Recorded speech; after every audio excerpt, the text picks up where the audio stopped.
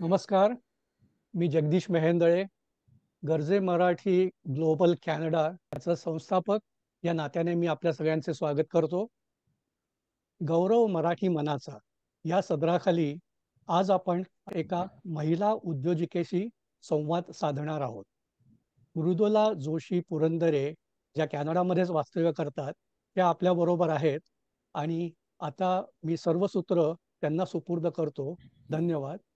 Over to you, Mridula. धन्यवाद जगदीशजी. खूप खूप धन्यवाद. फार म्हणजे ही गोष्ट अतिशय महत्वाची आहे, कारण आपण जगभर सगळे मराठी आपल्या भावंडांनी पंख पसरली आहेत आणि प्रत्येक जण आपापल्या क्षेत्रात काहीतरी खूप छान करतायत. आणि मग अशा वेळेस त्यांचा परिचय या अख्ख्या जगाला व्हायला पाहिजे, त्यांचा गौरव, त्यांच्या मनाचा, त्यांच्या संस्कृतीचा, देशासाठी काय करतायत, या सगळ्या गोष्टीचं महत्व आपण टिपणं फार गरजेचं आहे आणि तेच आपण करतोय. खूप खूप स्वागत आपलं. आपण आज जी काही स्त्री शक्ती आहे, ज्या तऱ्हेनं जगदीशजींनी म्हटलंय की ती एक महिला उद्योजिका आहे. महिला उद्योजिका, केवळ महिला उद्योजिका नाहीये ती, कारण स्त्री जी आहे ही भारतीय संस्कृतीचा कण आहे. मग स्त्री शक्ती जेव्हा आपण म्हणतो, मग ती दुर्गा असते, ती सरस्वती असते, ती लक्ष्मी असते. तर आज जी काही आपली महिला स्त्री शक्ती आहे ना, ती दुर्गेचं स्वरूप आहे, ती सरस्वतीचं स्वरूप आहे, कारण की उत्तम शिक्षण तिने घेतलंय. ती सरस्वती यासाठी की ती उत्तम गायिका आहे, ती उत्तम पेंटिंग करते, अध्यात्माचं अधिष्ठान तिच्यात आहे, मांगल्य आहे. आता तुम्हाला वाटलं असेल की अशी कोण बरं स्त्री आणि आपल्या कॅनडात? तर त्यांचं नाव आहे कांचन रासते. कांचनजी, खूप खूप स्वागत आपलं गौरव मराठी मनाचा या आपल्या कार्यक्रमामध्ये. धन्यवाद धन्यवाद. खूप छान वाटतं कांचनजी, आणि अर्थातच ज्या तऱ्हेनं मी तुमची जी काही ओळख करून दिली, तशाच तुमचा तेज तुमच्या चेहऱ्यावरती मला दिसतंय. कांचनजींची थोडक्यात जर का ओळख करून द्यायची झाली तर म्हणजे काय केलंय कांचनजींनी, तर शिक्षण तर आहेच त्यांचं. एमएससी केमिस्ट्री त्यांनी केलंय, आयटीचं प्रशिक्षण घेतलंय, अमेरिकेमध्ये जाऊन त्यांनी शिक्षण घेतलंय, नंतर त्या कॅनडात आल्या, मग अनेक एमएनसीज मध्ये काम त्यांनी केलेलं आहे. मग अगदी बेल असो, अजून इतर काही कंपनीज असो, मोठ्या हुद्द्यावर होत्या त्या. परंतु आपण काहीतरी करावं हे बाळकडू त्यांच्या माहेरूनही मिळालं होतं आणि त्यांच्या सासर पण मिळालं होतं. आणि अर्थातच त्याच आज हे कांचनताई रूप आहे. कांचनताई ज्या आहेत त्या बिट्स इंटरनॅशनल कॉलेज म्हणा किंवा बिट्स टेस्टिंग सर्व्हिसेस याच्या डिरेक्टर आहेत. मला खूप छान वाटतंय त्यांच्याशी बोलताना.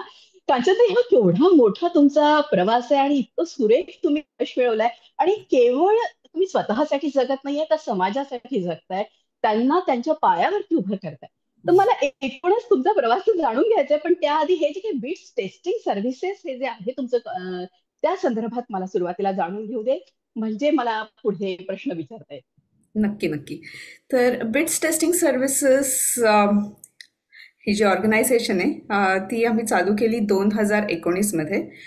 2019 मध्ये आम्ही IELTS म्हणजे international English language testing services जे आहेत, ही जी परीक्षा आहे ती जगभर जिला मान्यता आहे फॉर इमिग्रेशन पर्पसेस. तर त्याच्यासाठी आम्ही आमचं जे बिट्स इंटरनॅशनल करिअर कॉलेज होतं त्याला मान्यता मिळाली की आम्ही त्यांच्या परीक्षा आमच्या कॉलेजमध्ये घेऊ शकू. आणि तेव्हापासनं बिट्स इंटरनॅशनल करिअर कॉलेज हे बेसिकली माझ्या नवऱ्याने सुरू केलेलं होतं. आणि मग जेव्हा आम्हाला IELTS ची मान्यता मिळाली तेव्हा त्याच्या लक्षात आलं की हे आता खूप काहीतरी आपल्याला वाढवता येणारं क्षेत्र आहे. म्हणून मग त्यांनी मला विचारलं की मी इंटरेस्टेड आहे का त्याला हे पुढे वाढवण्यात. तर I think I was at a point की मी म्हटलं ठीक आहे आपण करून बघूया. आणि म्हणून मग मी त्याला जॉईन झाले आणि वी स्टार्टेड. आम्ही IELTS पासून सुरू केलं, पण मग नंतर आता आणि मिसिसागा हा एकच आमचं लोकेशन होतं मिसिसागामध्ये. पण त्याच्यानंतर आता आमची 32 लोकेशन्स आहेत कॅनडाभर, from east coast to west coast. आणि आम्ही IELTS व्यतिरिक्त जवळजवळ 50 ते 100 वेगवेगळ्या प्रोफेशनल सर्टिफिकेशन्सच्या परीक्षा ऑफर करतो सगळ्या कॅन्डिडेट्ससाठी. त्यामुळे दरवर्षी आमच्या इन्स्टिट्यूट्समधनं अराउंड 1 ते 1.5 लाख कॅन्डिडेट्स वेगवेगळ्या प्रकारच्या प्रोफेशनल एक्झाम्स देऊन पास होतात. 2019 पासून मग आम्ही सुरुवात केलेली आहे आणि जसं म्हटलं मी की आता 32 आमची लोकेशन्स आहेत ऑल अक्रॉस कॅनडा आणि जवळजवळ आम्ही 100 वेगवेगळ्या प्रोफेशनल परीक्षा आमच्या टेस्टिंग सर्व्हिसेसमधनं कॅन्डिडेट्सना ऑफर करतो. वा. अ, कॅनडासारख्या ठिकाणी मला तर वाटतं स्किल डेव्हलपमेंट म्हणजे असं केवळ अति एज्युकेशन असण्यापेक्षा एखाद्या कुठल्या तरी प्रोफेशनल याच्यामध्ये सर्टिफिकेट असणं खूप गरजेचं असतं. तर हो. म्हणजे आता आपल्याला सगळ्यांनाच कळवायचं आहे की अशा प्रकारचं टेस्टिंग सर्टिफिकेशन आपल्याकडे आहे. तर कुठल्या कुठल्या प्रकारचे प्रोफेशनल्स आपल्या या टेस्टिंग सेंटर्समध्ये आहेत? बेसिकली मी म्हटलं तसं की IELTS ही आत्ताच्या इमिग्रेशनसाठी लागणारी एक सर्वात महत्त्वाची परीक्षा आहे. तर हं. ती आम्ही मोस्टली सगळ्याच आमच्या लोकेशन्समधनं ऑफर करतो. IELTS व्यतिरिक्त सेल्फपिप नावाची अजून एक अशीच इंग्लिश प्रोफिशियन्सीची अजून एक परीक्षा आहे जी इमिग्रेशनसाठी जिला मान्यता मिळालेली आहे बेसिकली. तर ती सुद्धा आमच्या सगळ्या 32 लोकेशन्समधनं ऑफर केली जाते. आणि ह्या 2 एक्झाम्स व्यतिरिक्त मी जे म्हटलं की प्रोफेशनल एक्झाम्स आहेत. For example Pearson view. Under Pearson view आम्ही बऱ्याच प्रकारच्या कम्प्युटर सर्टिफिकेशन्सच्या परीक्षा ऑफर करतो. प्रोमेट्रिक आहे ज्याच्यामध्ये डेंटलच्या प्रोफेशनल एक्झाम्स आहेत डेंटल सर्टिफिकेशनसाठी वा. किंवा खूप CFA जे चार्टर्ड फायनान्शियल अकाउंटिंग जे आहे फायनान्शियल अकाउंटंटसाठी त्या परीक्षा ऑफर करतो.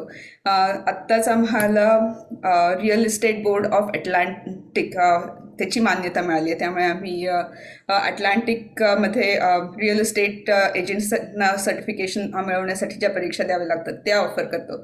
ऑन्टारिओमध्ये देखील आता ते जूनमधनं ऑफर करतो. तर अशा बऱ्याच मी म्हटलं तसं जवळजवळ 100 प्रकारचे सर्टिफिकेशन्ससाठी लागणाऱ्या परीक्षा सगळ्या टेस्ट सेंटर्समधनं आम्ही ऑफर करतो. वा. पण मला सांग कांचन, सगळं करताना तुम्ही भारतीय आहात आणि आपण दुसऱ्या एका नॉर्थ अमेरिकेसारख्या देशात आहात आणि अशा प्रकारचं सर्टिफिकेशन एखाद्याला मिळवून देणं ही कठीण गोष्ट आहे. पण त्यासाठी तुम्हाला अनेक टप्पे पार करावे लागले असतील. म्हणजे हे तुमच्या पदरी पडण्यासाठी की जेणेकरून तुम्ही इतरांना सर्टिफिकेशन द्या. तर ती काय एकूण प्रोसेस होती? सो जेव्हा IELTS साठी मान्यता आम्हाला मिळाली तेव्हा माझं एकच ध्येय होतं की जे काही आहे ते प्रामाणिकपणे आणि पूर्ण मेहनतीने उभं करायचं. म्हणजे त्याच्यात कुठेही शॉर्टकट्स हे करायचे नाहीत किंवा पटकन आपल्याला मोठं व्हायचं आहे किंवा पटकन प्रसिद्धी मिळवायची वगैरे हे काहीही न करता प्रामाणिकपणे पूर्ण मेहनत घेऊन एक संस्था उभी करायची हे कायमच अगदी. ध्येय होतं. त्यामुळे हं. आहेत बरेच छोटी छोटी सेंटर्स आहेत ज्यांचे असं टार्गेट्स की आपलं ठीक आहे एका सेंटरमधनं थोड्याफार आपण परीक्षा ऑफर करूया. पण तसं म्हणजे माझं तरी ध्येय तसं नव्हतं. मला एक काहीतरी असं कॅनडामध्ये उभं करायची होती ऑर्गनायझेशन बेसिकली की लोक त्याच्याकडे ॲज काय म्हणता येईल ठीक आहे, ठीक आहे. विश्वासाने हा. की एक विश्वासार्ह इन्स्टिट्यूशन म्हणून मला ती मोठी करायची होती आणि त्याप्रमाणे आय थिंक सगळी पावलं आम्ही त्या ह्यानी उचलली. म्हणजे त्याच्यात मग इन्फ्रास्ट्रक्चरसाठी जे IT नेटवर्किंग असतं किंवा IT सपोर्ट असतं त्याच्यासाठी मग आम्ही एक टीम उभी केली. बेसिकली जो इन्व्हिजिलेशन किंवा प्रॉक्टरिंगचा स्टाफ असतो तोही विश्वासू आहे का हे आम्ही कायम बघूनच त्या लोकांना हायर करतो. तर ती एक चांगली विश्वासू टीम हायर केली. वेगवेगळ्या लोकेशन्ससाठी जेव्हा आम्ही ऑफिसेस बघायला जातो तेव्हा ती ऑफिसेस सुद्धा जे आपले कॅन्डिडेट्स परीक्षा घ्यायला येतात त्यांच्यासाठी किती कम्फर्टेबल आहेत म्हणजे ते आतलं एन्व्हायरमेंट कस्टमर एक्सपिरियन्स हा देखील त्याचा बरोबर. भरपूर महत्त्वाचा मोठा पार्ट असतो. त्यामुळे ते सगळं बघत म्हटलं तसं की प्रत्येक गोष्टीत लक्ष घालून प्रत्येक गोष्ट वेगवेगळ्या डायरेक्शन्सनी त्याचा विचार करून आणि मेहनत घेऊन उभी करायची हे एवढंच ध्येय होतं. त्यामुळे खरंय. आणि कांची, मला एक विचारायचं की जसं तुम्ही जेव्हा भारतातून अमेरिकेत आला आणि अमेरिकेतून कॅनडात, असं नाही की तुम्ही खूप पैशाची मोठी थैली घेऊन आला, खरंय. परंतु अजिबातच इथे मग नाहीच. पुन्हा असं सगळं एवढं जग तयार करणं, एवढं मोठं करणं, त्यासाठी एक बॅकअप पाहिजे, फायनान्शियल प्लॅन पाहिजे. त्यानंतर त्या संदर्भातली आपण पुढे जाण्याची इच्छाशक्ती पाहिजे.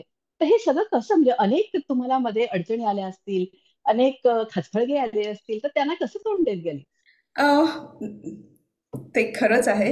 बेसिकली मी जेव्हा US मध्ये आले तेव्हा मी H1B विसावर आले. माझं शिक्षण IT मध्ये झालेलं आहे, मास्टर्सही मी केलेलं आहे. त्यामुळे पहिल्यापासनं नोकरी मला ही कायम IT आणि चांगल्या नोकऱ्या मिळत गेल्या. जेव्हा मी US मध्ये होते तेव्हाही चांगलीच नोकरी होती. मग नंतर कॅनडामध्ये आले तेव्हा जेवढं मी शिक्षण घेतलं आणि मी म्हटलं तसं की पहिल्यापासून आमच्या घरात शिक्षणाला अतिशय महत्त्व आहे, शिक्षणावरच भर होता. त्यामुळे जे काही करायचं ते शिक्षणातूनच करायचं ह्याच्यावर कायमच भर दिला होता. त्यामुळे त्या दिशेनेच पावलं पडत गेली.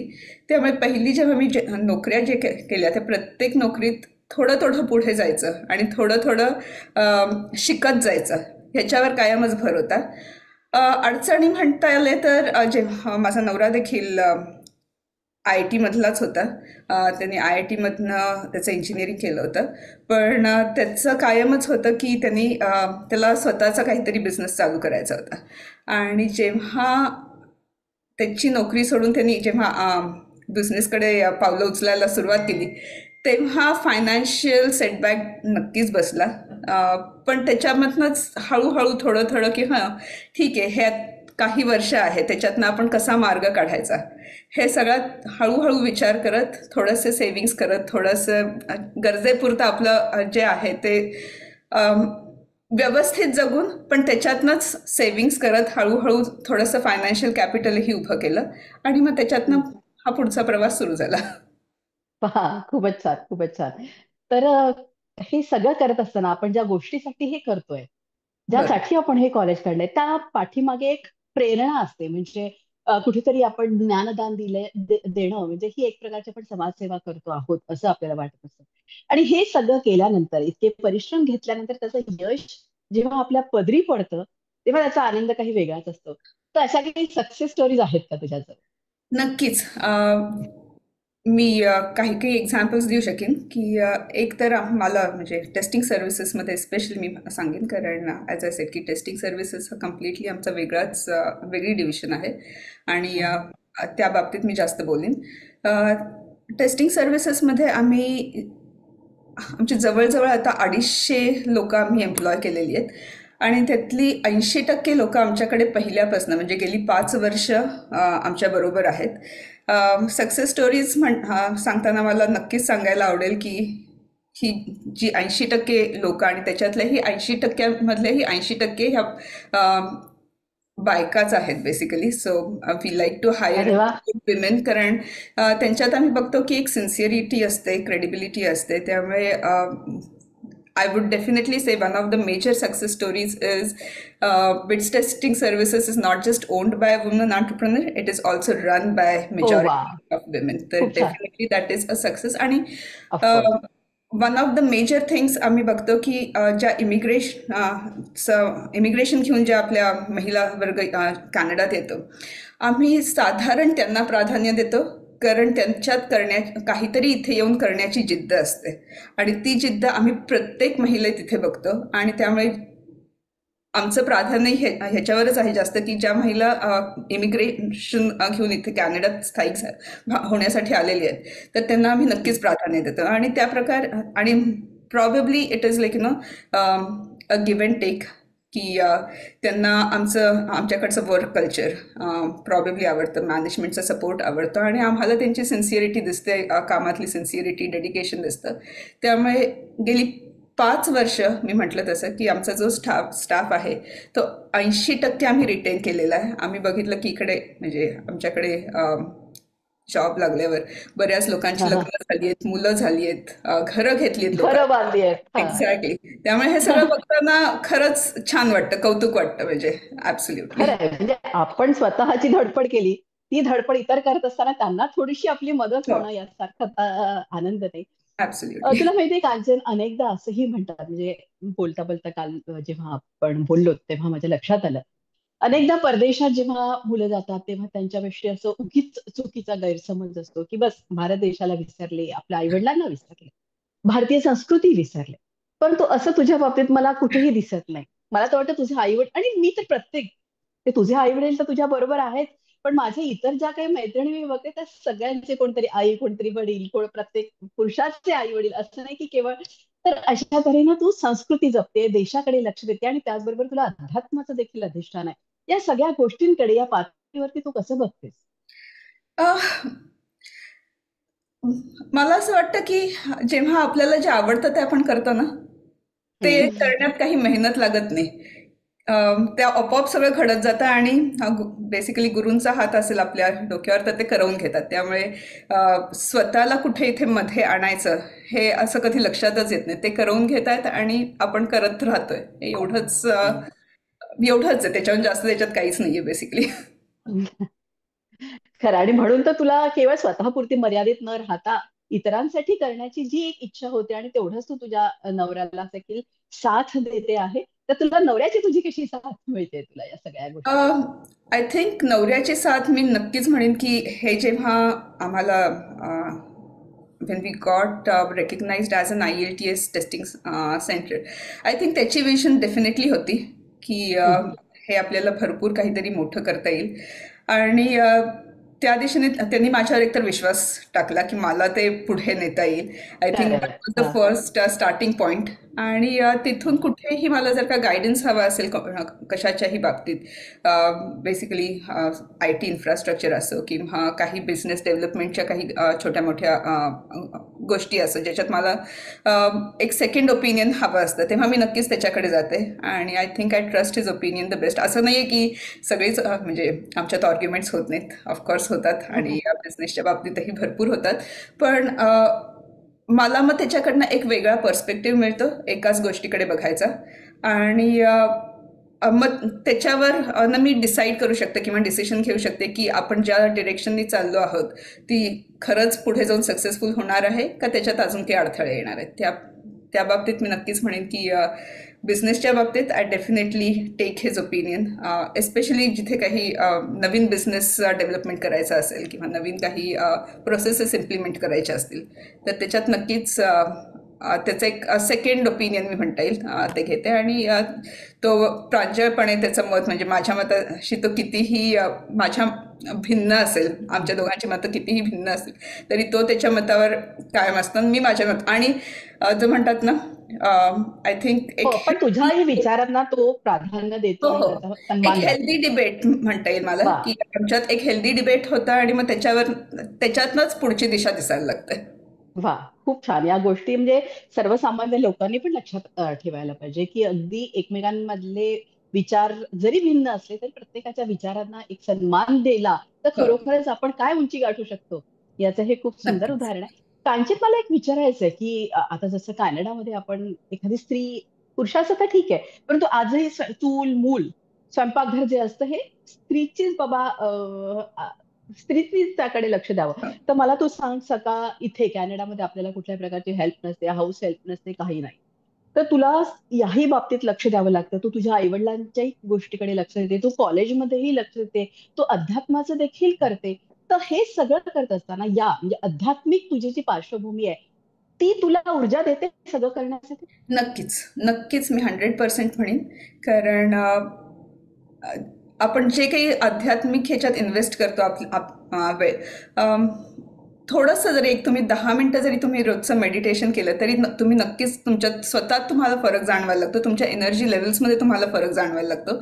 त्यामुळे हो, अध्यात्माचं बॅकग्राऊंड हे नक्कीच मला ऊर्जा देतं आणि आय थिंक आपण भारतातनं आलेल्या सगळ्यांना मला असं वाटतं की तो आपला एक सांस्कृतिक ठेवा आहे जो आपण विसरायला अगदी लागलो. अगदी. तर म्हणजे खूप छान. एक हे मला सगळ्यांना सांगावंसं वाटेल की आपण त्याच्याकडे दुर्लक्ष अजिबात करता कामा नये. जसं असतं ना, पिकतं तिथे विकत नाही. तर तसं न करता आपल्याला एवढा मोठा चांगला ठेवा मिळालेला आहे आणि आपण सगळ्यांनी नक्की नक्की नक्की त्याचा फायदा करून घ्यावा. आणि मी मगाच्या प्रश्नात मी म्हटल्यासारखंच की हम्म. अ, म्हणजे गुरु कोणीही असो असो नसो पण एक आशीर्वाद नक्कीच असतो आपल्याला. मग तो आईवडिलांकडनं आलेला असो, सासू सासऱ्यांकडनं आलेला असो, आपले कोणते कॉलेजमधले कोणी गुरु असतील, इतर कोणी आपले गाईड असतील, तर आय थिंक त्या सगळ्यांचा एक आशीर्वाद असतो आणि आहे म्हणजे ते नक्कीच एक स्पिरिच्युअल वा, कॉन्शियसनेस आहे आणि त्याच्यातनं जी ऊर्जा मिळते ती खरंच I think that is the main thing which helps you go forward in life. तर अगदी त्या खरंय. आशीर्वादांचं नक्कीच महत्व आहे. आशीर्वादाचं खरंच महत्व आहे आणि मी तर बघते की परदेशातली प्रत्येक व्यक्तीच त्या आशीर्वादासाठी जगत हो, असते आणि त्यासाठी मेहनत सुद्धा करत असते, तिला ते खरंच. आशीर्वाद हवे असतात. आहे ना? तर ऍब्सोल्युटली. आता मला एक विचारायचं आहे की तुझी स्वप्न तर खूप मोठी आहेत एकूण. मी तुझ्याशी बोलते आहे. केवळ इथे तुला थांबायचं नाहीये, तुला अजून काही काही मिळवायची इच्छा असणार. हो, तर हो. What next? काय काय करायचं? What next? आता BITS testing services is the largest testing centre in Canada. त्यामुळे आणि हो, आम्ही अजूनही इथे लोकेशन्स डेफिनेटली काढतो आहोत कॅनडामध्ये. But the next step is international expansion. तर we are looking into expanding in the US, in India and also in South America. So those are going to be the next steps forward. आणि त्या आणि I think you दृष्टीने are number one in certification ना कॅनडामध्ये, हो, तुमचं हो. तुझं कॅनडामध्ये सर्टिफिकेशन. आम्ही सर्वात मोठे आहोत. We are number one. We offer the maximum number of certifications through our test वा, सेंटर्स. किती 100 ना? मोर देन किती 100. आहेत? More than 100. वाव. म्हणजे मला एक्झॅक्ट काउंट माहिती नाहीये, पण डेफिनेटली वे मोर देन 100. त्यामुळे वा. या we offer the maximum number of certifications. आणि आणि केवळ 5 वर्षाचा हा कार्यकाळ कांचन, अ, तर काय वाटतं किती लोकांना तुम्ही आता पायावरती उभं केलं? आमच्याकडे जवळजवळ आत्ता 250 एम्प्लॉईज आहेत, फुल टाईम पार्ट टाईम म्हणून. आणि हो, सगळे मी म्हटलं तसं त्यातले 80% लोक आमच्याबरोबर गेली 5 वर्ष आहेत. आणि मोस्टली आणि महिला. किती लोकांना सर्टिफिकेशन दिलं आजपर्यंत? सर्टिफिकेशन तर आत्तापर्यंत मी जवळजवळ म्हणेन एक 3 ते 4 लाख लोकांना आम्ही गेल्या 5 वर्षात डेफिनेटली सर्टिफिकेशन. आधीच 3 ते 4 लाख लोक, हो, बापरे! म्हणजे तुम्हाला माहिती की इथे तशी थोडीच लोकसंख्या इकडली किंचित कमी, आता भरपूर लोक येत आहेत आणि इमिग्रंट्स तर भरपूर येत आहेत. मग ह्या खूपच. नव्या येणाऱ्या इमिग्रंट्सला तुम्ही काय सल्ला द्याल? मी नक्कीच म्हणेन की Canada is a land of opportunities. हम्म, आणि इथे ऑन्टरप्रिनर्ससाठी खूप खूप खूप अपॉर्च्युनिटीज अवेलेबल आहेत. फक्त हम्म. आपली मेहनत करायची तयारी असायला पाहिजे. आणि एस्पेशली मी आपल्या मराठी लोकांना सांगेन, आय थिंक मराठी लोकांचा, आणि मी त्याच्यात इन्क्लुडेड आहे, आपला एक ना साधारण दृष्टिकोन असतो की कुठेही बाहेर परदेशात जाऊन एक चांगली नोकरी मिळवावी आणि त्या नोकरीमध्ये आपण पुढे जावं. आय थिंक आणि म्हणजे सेटल व्हावं नोकरीमध्ये. सेटल व्हावा. हां, एक्झॅक्टली.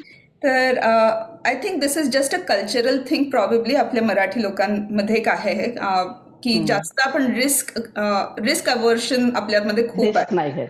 तर मला असं वाटतं की लोकांनी ते थोडंसं आता मागे टाकून पुढे जावं, थोडंसं ऑन्टरप्रिनरशिपकडे लक्ष द्यावं. This is absolutely a land of opportunities जर का आपण त्या दिशेने पावलं घेतली.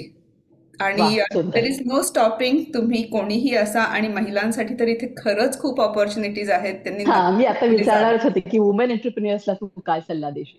नक्कीच मी म्हणेन, कारण जे म्हणतात ना ग्लास सिलिंग, जे US मध्ये बघायला मिळतं किंवा काही प्रमाणात भारतात बघायला मिळतं, ते मला असं वाटतं की कॅनडात त्या मनाने नाही आहे. We can grow as much as we want. It's just that we need to have the right dedication and the right amount of commitment towards whatever we are doing. त्यामुळे नक्कीच आपण सगळेजण पुढे जाऊ शकतो. आणि there are no limits to what we can uh, achieve in this part of the world. Kanchan, खरं तुझ्याशी बोलून एवढं छान वाटलं. म्हणजे नाही मी नुसती मादी, मी माणूस आधी आधी म्हणत सगळ्या पातळीवरती पुढे जाण्याचा तुझा हा जो प्रयत्न आहे ना, त्याला सलाम आहे, हॅट्स ऑफ आहे तुला. तुझ्या सगळ्या कार्यासाठी भरभरून मी शुभेच्छा देते. आणि तू छान गातेस देखील, तू उत्तम छान पेंटिंग करते. तर मला फार इच्छा आहे तुझा आवाज जरा ऐकायचा. तर म्हणलं दोन दोन दोन काहीतरी ओळी छोट्याशा. हम्म. आणि हा, ज्ञानेश्वरांचाच एक अभंग धन्यवाद हा. आहे. खूप खूप छान की तू आलीस, खूप छान वाटलं. हो, हो. बोल आता. ज्ञानेश्वरांचाच एक अभंग आहे, त्यातल्या पहिल्या 2 ओळी फक्त मी म्हणते. हम्म. मोगरा फुलला, मोगरा फुलला, मोगरा फुलला, मोगरा फुलला, फुले वेचिता बहरू कळियासी आला, मोगरा फुलला, वा, मोगरा फुलला. खूप छान, खूप छान. थँक्यू. खूप खूप धन्यवाद कांचन, मस्त. Very much.